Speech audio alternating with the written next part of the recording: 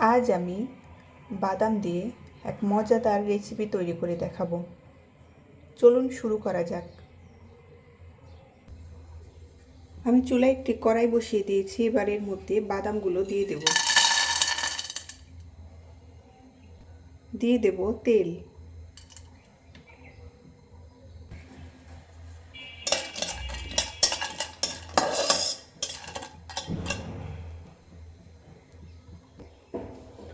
অল্প আঁচে নেড়েচেড়ে ভেজে নেব।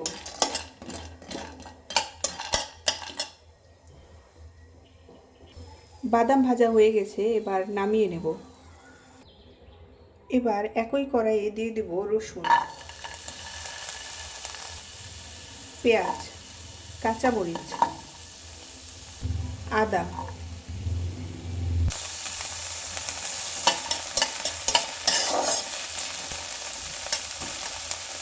অল্প আঁচে ভেজে নিতে হবে।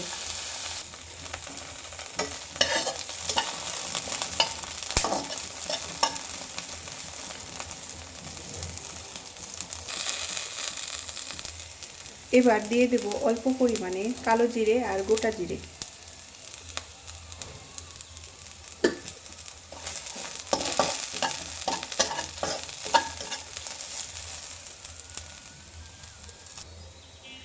ভাজা হয়ে গেছে, এবার নামিয়ে নেব। এবার শিলপাটায় বেটে নেব।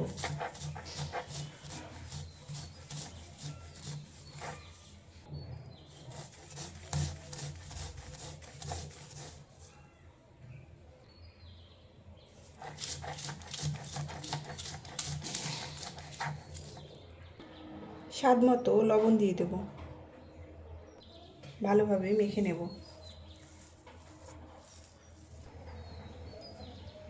তৈরি হয়ে গেল বাদাম ভর্তা।